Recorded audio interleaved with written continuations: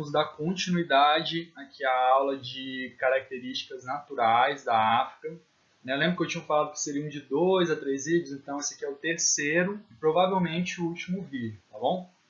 Então deixa eu avançar aqui para aparecer um mapa para vocês. A gente falou sobre latitude, a gente falou sobre relevo, agora a gente vai falar sobre as correntes marítimas, entender como que elas influenciam o clima lá na África, né?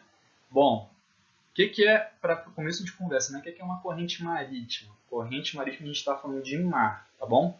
Então, correntes marítimas, pessoal, são grandes fluxos de água, água se movimentando, tá bom? Lá no oceano, e que podem ser originadas de 3 maneiras diferentes, tá bom? Pela ação dos ventos, que, vamos dizer, sopram as águas e fazem com que elas se movimentem, seguindo um caminho mais ou menos pré-determinado, pela diferença da densidade da água. Densidade, pessoal, entre aspas, tá? Não é isso, mas vamos imaginar que seja o peso da água. Então, em diferentes partes do oceano, a água ela apresenta densidades diferentes. Isso faz com que essas correntes marítimas também sejam geradas. E um terceiro fator seria o movimento de rotação do nosso planeta Terra. Eu tenho esse globinho aqui para poder ilustrar para vocês.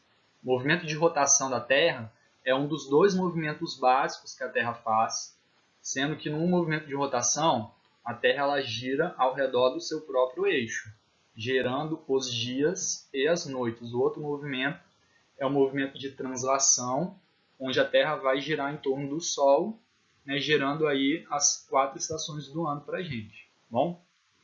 Então, pessoal, com base também no local de formação dessas correntes, elas recebem 2 classificações, tá bom? As correntes quentes e as correntes frias, tá bom? Antes de falar das correntes quentes e das correntes frias, as diferenças entre elas, um outro detalhe que eu estava esquecendo, que eu não preciso falar.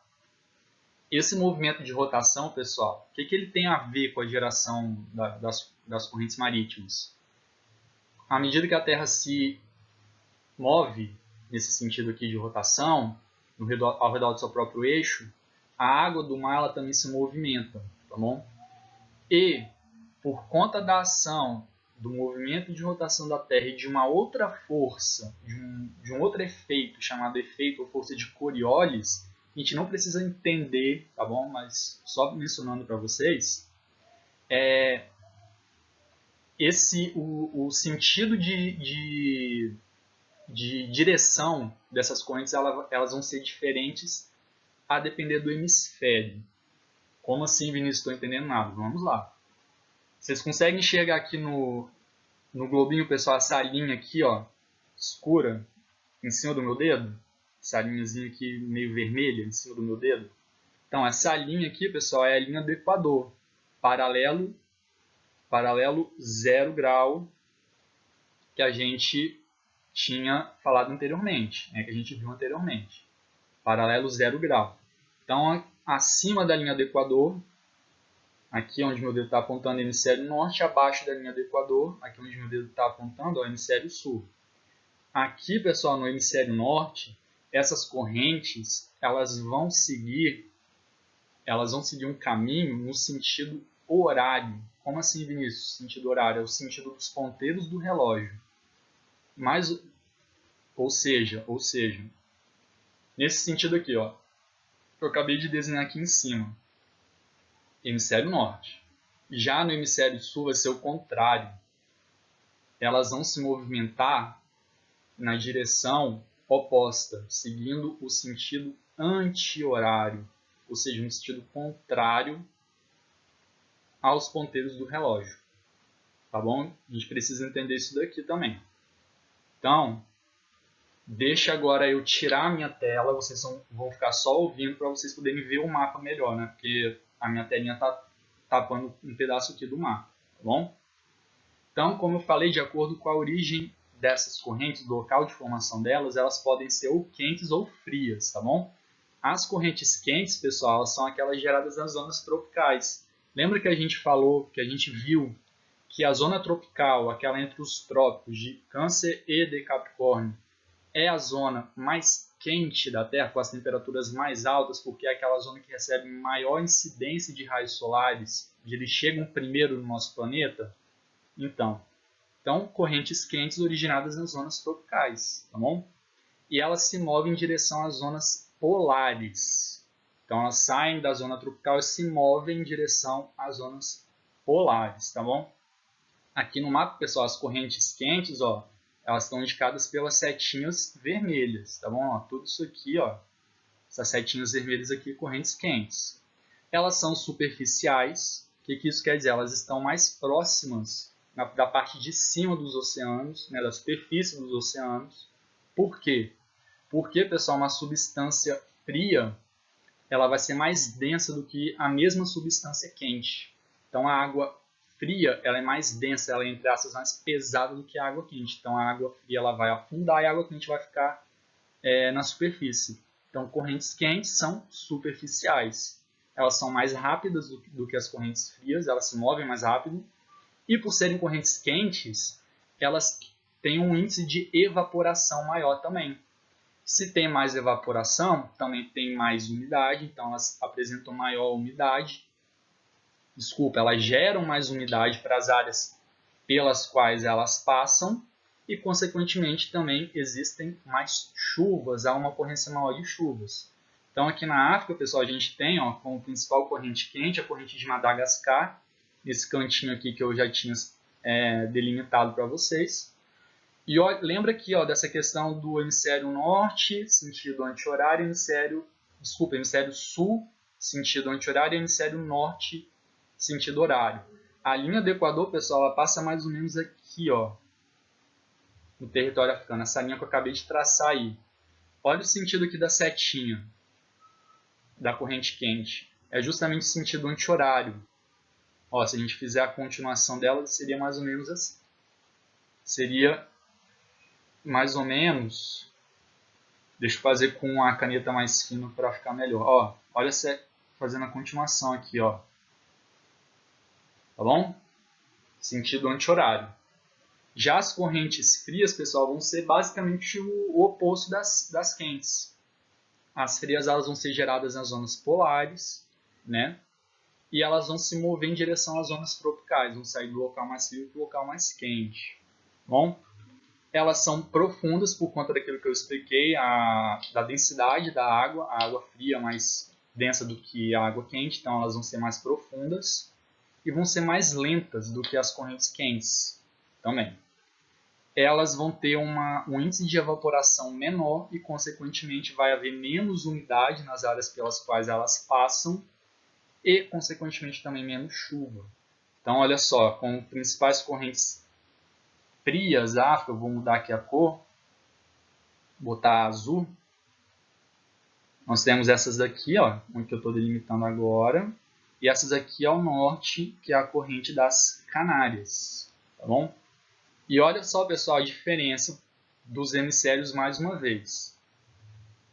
Ó, hemisfério sul, olha o sentido aqui da setinha, ó. Sentido anti-horário. E olha aqui a das Canárias, ó. Olha aqui a setinha que já estava desenhada no mapa, para onde que ela está apontando. Sentido horário, tá bom? Porque ela está sendo originada no hemisfério norte, ó. Essa linha aqui é a linha do Equador, tá bom? Só que, pessoal, outro detalhe. Então aqui onde está passando as correntes frias, então vai ter menos evaporação, vai ter menos umidade e menos chuva. Onde está passando as correntes quentes é o contrário. Assim, via de regra, sim, mas também existem as exceções, né? Ó, vamos lembrar que tudo isso aqui de roxo, essa área mais roxo não, mais rosa escuro aqui, ó, é a área de clima equatorial. Clima equatorial, onde as temperaturas são muito elevadas, muito quente, é um local muito quente, onde chove muito também. É como se fosse, aliás, é uma zona de clima equatorial, uma zona equatorial. Mesma coisa que acontece no norte do nosso país, na Amazônia, onde é muito quente, as temperaturas são muito altas ao longo de todo o ano e onde chove muito também. Mesmo essa região aqui sendo próximo a ela passar uma corrente fria, tá bom? Então é um conjunto de fatores que vão influenciar, que vão determinar o clima de determinado local. As correntes marítimas elas ajudam, mas sozinhas elas também não ajudam, elas não explicam 100% das condições climáticas, tá bom? De determinado local. Então avançando, deixa eu voltar aqui com a câmera. Então olha só, pessoal, a gente agora vai falar sobre, já vai falar mais sobre vegetação, mas antes, olha só que legal esses dois mapas aqui, ó. O da esquerda, climas da África, e o da direita, vegetações da África. O que a gente precisa saber, pessoal, é que clima e vegetação estão andando lado a lado, estão caminhando lado a lado. Então, olha só, vamos fazer uma comparação, ó. Essa área aqui de clima pintado de cor roxa, que é o clima equatorial. Vamos pegar essa mesma área e delimitar aqui no mapa da vegetação. Vai ser mais ou menos isso daqui. Qual a vegetação que predomina aqui? Olha só, floresta equatorial. Clima equatorial, floresta equatorial. Agora vamos aqui para o clima mediterrâneo, que é o que está delimitado aqui de laranja, aqui no mapa, aqui no extremo norte e aqui no extremo sul da África. Vamos delimitar também aqui a mesma área, ó, mais ou menos. Ó, o que a gente tem? Vegetação mediterrânea, de amarelo aqui, ó, no extremo sul da África e aqui nesse extremo norte também. Aqui coincidindo com as estepes, né, que eu vou comentar com vocês. Acabei apagando aqui o nome. Estepes, tá bom? Mas tá vendo? Clima mediterrâneo, vegetação mediterrânea. Se a gente pegar aqui, só para finalizar essa comparação, ó, desértico, clima desértico, toda essa área aqui com esse amarelo quase branco aqui, esse amarelo pálido aqui, ó. Essa área aqui. Se a gente comparar com aqui, ó, com a vegetação, ó, vegetação de deserto. Então, climas diferentes vão condicionar vegetações diferentes também, tá bom? Então, olha só, deixa eu tirar aqui minha telinha, vocês vão ficar só com áudio para vocês verem melhor, tá bom? Ó, floresta equatorial tropical adaptada aos climas equatorial e tropical, possui vegetação densa e rica em biodiversidade. Clima equatorial e tropical, pessoal, assim, via de regra, né, desconsiderando as diferenças, por exemplo, de tropical úmido, tropical seco, possui um clima que vai ser seco e úmido, tá bom? Clima seco, ou seja, com temperaturas muito elevadas, muito quente, e úmido, com muita chuva, tá bom? Então, floresta equatorial tropical, adaptada a esses climas, possui vegetação densa. O que é uma vegetação densa? Vegetação muito fechada. Se você estiver aqui no meio dessa floresta, imagina que você está nesse pontinho aqui, ó, lá no meio da floresta, e olha para cima para tentar enxergar o céu, dependendo de onde você estiver, você nem vai conseguir enxergar o céu, você só vai enxergar a copa das árvores, que é uma vegetação muito densa, muito fechada, tá bom? E rica em biodiversidade, ou seja, em formas de vida. Tem uma fauna, conjunto de animais, e uma flora, conjunto de plantas, muito rica, muito diversificada, tá bom? Aqui no Brasil, a nossa floresta equatorial recebe o nome de Amazônia, lá no extremo norte não, no norte do nosso país. E a nossa floresta tropical é a nossa Mata Atlântica, que ocorre aqui no nosso estado do Espírito Santo. Reserva de Duas Bocas, ali indo para Santa Leopoldina, Mata Atlântica, tá bom? E aqui tem uma imagem que ilustra essa floresta equatorial e tropical. Também bastante rica em que tem uma hidrografia também muito rica, né? Tem muitos rios nessas florestas, tá bom?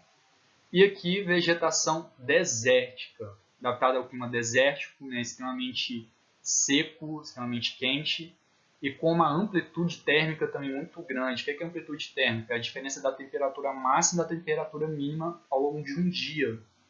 Então, durante o dia é muito quente no deserto e à noite, pessoal, as temperaturas caem muito, podem até ficar negativas em alguns casos, tá bom? Então, adaptado ao clima desértico e ocorre em plantas, ó, esses pequenos arbustinhos aqui, nesse caso, são chamadas de xerófilas, são plantas adaptadas à escassez de água e ao clima extremamente quente, seco, tá bom?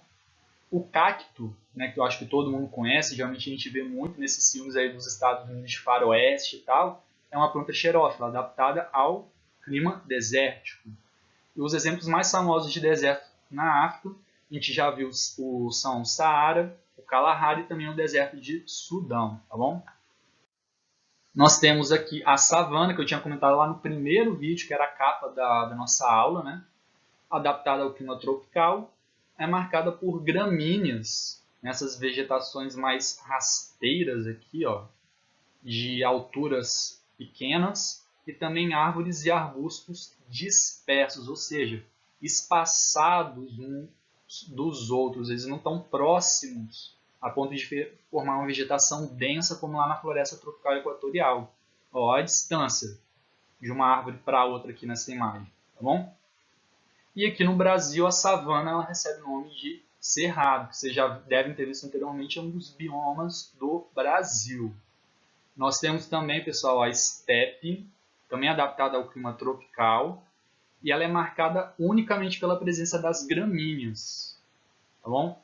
Não existem árvores de grande porte na estepe, é só gramínea, só vegetação rasteira. E ela é uma área de transição entre o deserto e a savana. Então imagina que você está aqui, ó, na savana e está caminhando em direção ao deserto. Antes de você chegar no deserto propriamente dito, você vai enxergar e encontrar uma vegetação unicamente marcada por gramíneas, vegetação rasteira. Você vai estar numa estepe. E depois, continuando na mesma direção, você vai chegar no deserto, como na imagem que a gente viu anteriormente. Tá bom?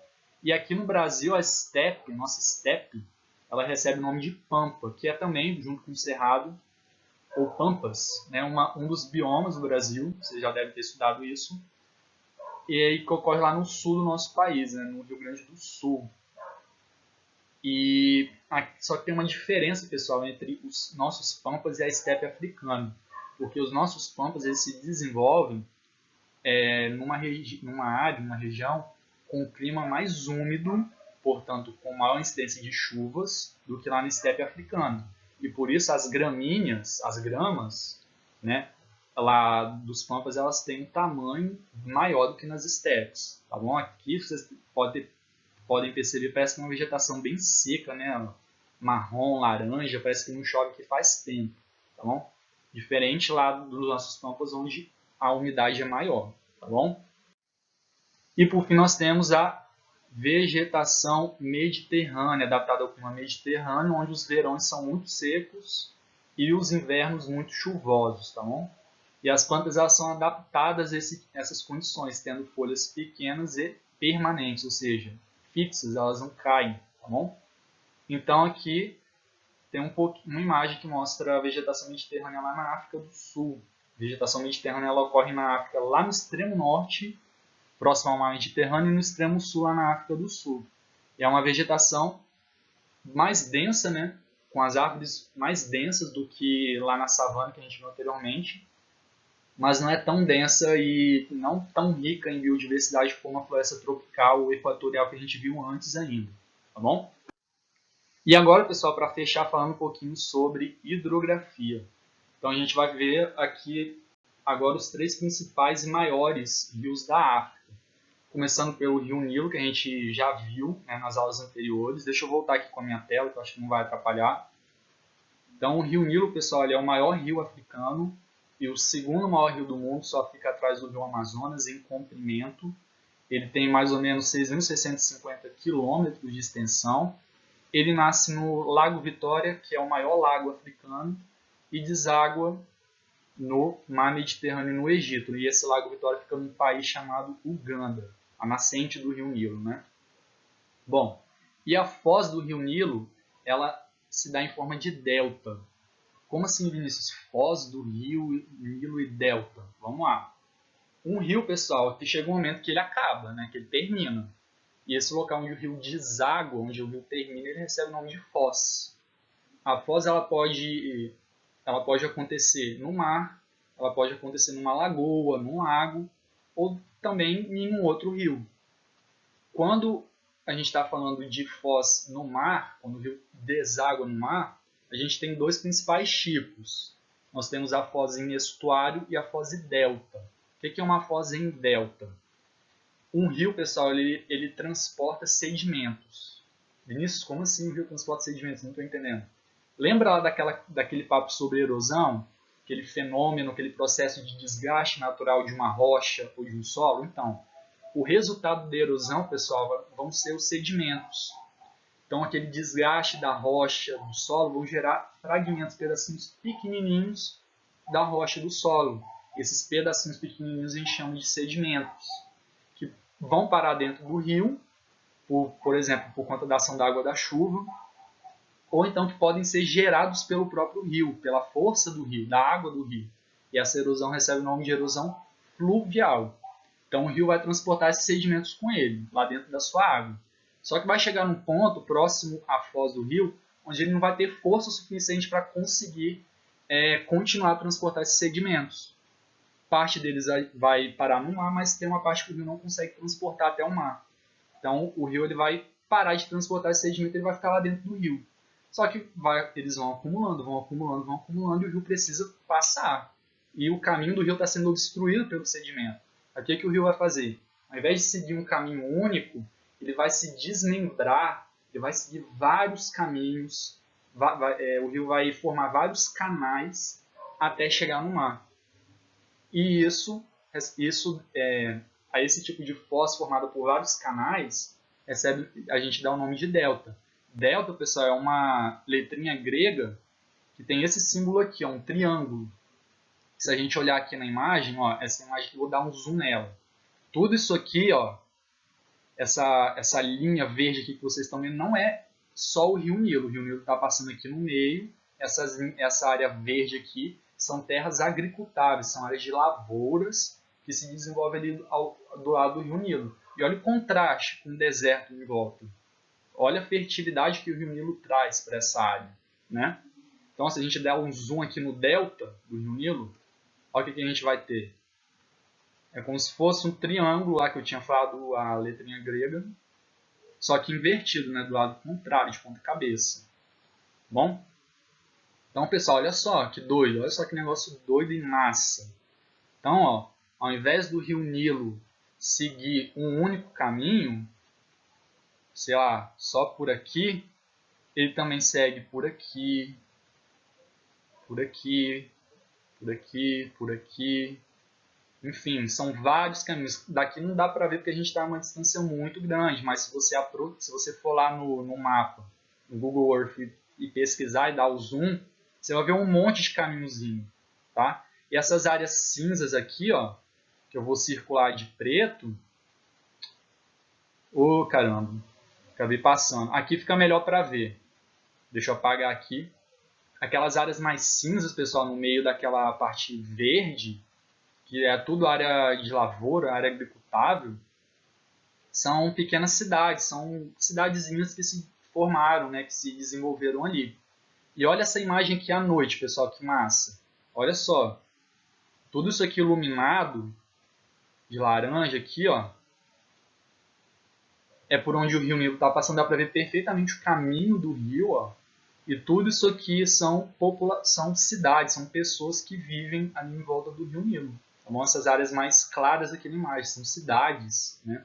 Então, olha só que massa, olha o contraste com o deserto totalmente não iluminado, apagado, com as áreas próximas ao Rio Nilo, né? Então, o Rio Nilo ele também tem uma importância histórica. Vocês já devem ter visto em história que nas margens do Rio Nilo se desenvolveu a civilização egípcia, né? Uma das civilizações mais importantes da nossa história e também uma das mais estudadas por a gente aqui no Brasil. E o Rio Nilo ele atravessa literalmente de sul a norte o deserto do Saara, trazendo fertilidade às suas margens, como a gente viu. Só que, deixa eu apagar aqui. Só que, pessoal, o Rio Nilo ele também tem apresentado alguns problemas. Isso daqui que vocês estão vendo na imagem é uma barragem, tá bom? Uma barragem construída para gerar energia hidrelétrica, tá bom? E o que a barragem tem a ver com o problema que o Rio Nilo está passando? Lembra lá da questão dos sedimentos? Então, A barragem, pessoal, ela impede, ela barra parte dos sedimentos que o rio transporta. Então, eu não sei exatamente aqui, aliás, eu acredito que o caminho do rio seja daqui para lá, né? Porque aqui está mais alto, aqui está mais alto do que aqui. Então, o rio ele segue esse caminho aqui. Então, por conta da barragem, os sedimentos eles vão ficar mais depositados aqui, nesse pedaço antes da barragem do que depois dela. E esses sedimentos eles são muito importantes para essa fertilidade às margens do rio Nilo. Então, por eles ficarem mais retidos aqui nas barragens, tem havido mais problemas de fertilidade às margens do rio Nilo e o pessoal lá tem precisado construir canais artificiais para poder tirar a água do rio Nilo e levar para as áreas mais do interior, mais para o meio do deserto, para continuar fazendo, né, mantendo o cultivo agrícola, as lavouras, enfim. Então é um problema que as barragens trazem lá para aquela região, tá bom? Nós temos também aqui o rio Congo. Ele é o segundo maior rio da África, porém ele é o primeiro do continente em volume de água, ou seja, em quantidade de água. Então tem mais água no rio Congo, apesar de ser menor do que o rio Nilo, do que no rio Nilo. E só fica atrás em volume de água do nosso rio Amazonas aqui no Brasil. Tá bom? O rio Amazonas não é só brasileiro, né? Ele também atravessa a Colômbia e o Peru, mas também passa pelo nosso país. Por isso que eu falei isso. Então ele tem 4.700 km de extensão. Ele é um rio muito caudaloso, muito mais caudaloso do que o rio Nilo. Caudaloso, tem muitas curvas. Olha as curvas que o rio faz, pessoal. Olha só que massa. Ó, essas curvas aqui elas recebem um nome especial, elas são chamadas de meandros, tá bom? E esse rio aqui, pessoal, ele é extremamente importante para a África porque ele é o rio de maior potencial hidrelétrico da África, muito mais do que o rio Nilo, tá bom? Ele é navegável em boa parte do seu percurso. Olha só, isso daqui é uma embarcação. Aqui embaixo na imagem eu acabei avançando, eu não tenho como voltar, mas ali embaixo onde eu tinha apagado tinha uma embarcação. Se vocês voltarem vocês vão ver uma cor vermelha, tá bom? E ele é extremamente importante para a comunicação no centro da África. É um importante meio de comunicação também de comunicação no sentido de transporte, tá bom? E, pessoal, uma curiosidade, o rio Congo, ele separa duas capitais de dois países. Tudo isso aqui em cinza, tudo essa área aqui em cinza é uma cidade, é uma área metropolitana, chamada Kinshasa, que é a capital de um país chamado República Democrática do Congo. E essa outra área aqui em cinza, é a cidade de Brazzaville, que é a capital do Congo. Congo é um país. República Democrática do Congo é outro país. E elas são separadas pelo rio Congo, que segue nesse sentido aqui, daqui para cá.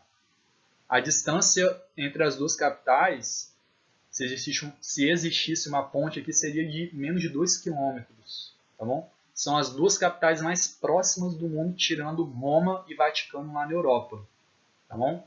E são separados pelo rio Congo, por um rio.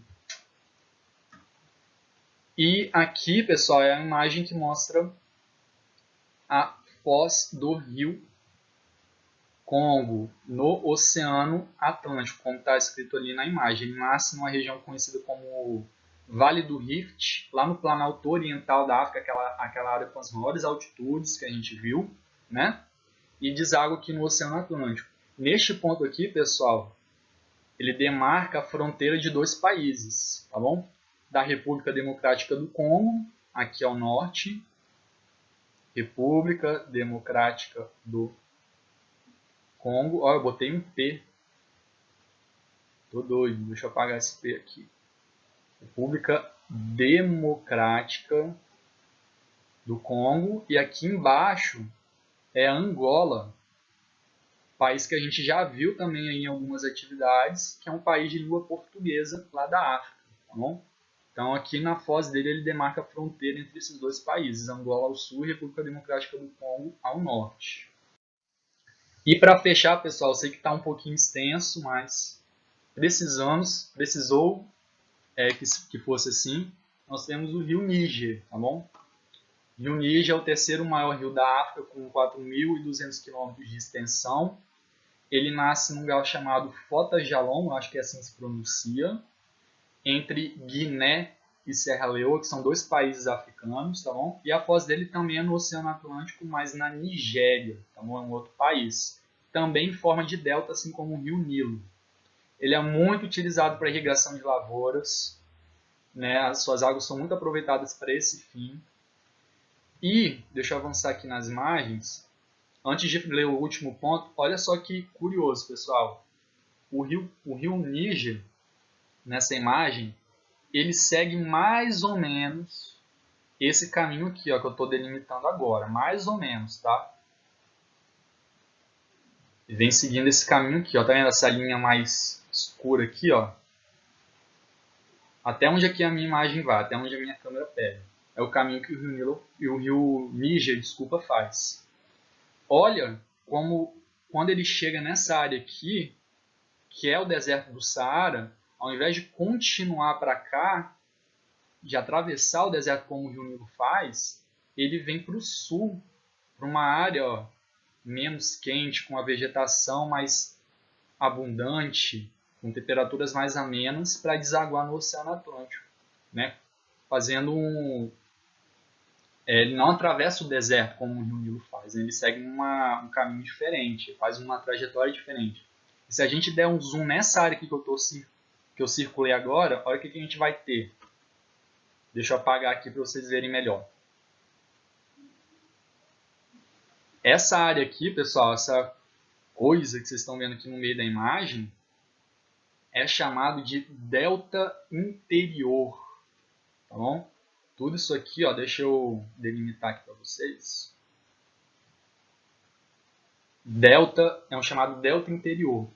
Como assim, professor? Delta interior? Delta não é aquele local onde o rio deságua no mar, que é formado por vários canais, que parece tem um formato da letra grega beta, que é que é um triângulo. O que você está falando agora? Delta interior.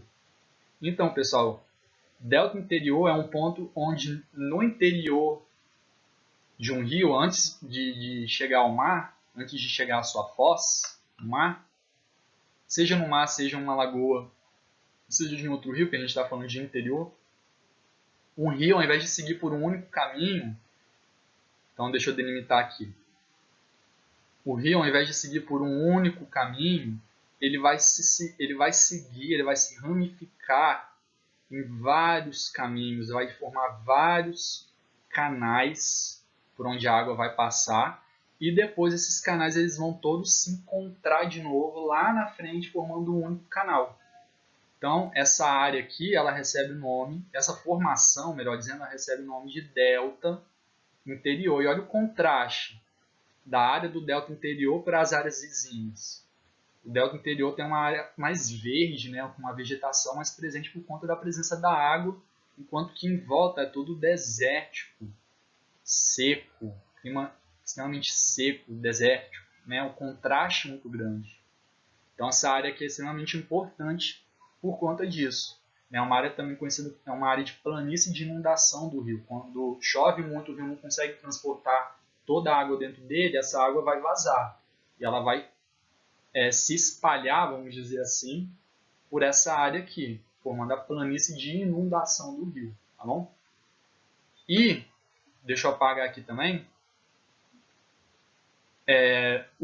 como eu já tinha lido, pessoal, está escrito ali no cantinho, o rio Níger ele vai ter uma foz em formato de delta, assim como o rio Nilo, lá na Nigéria, tá bom? É um outro país africano.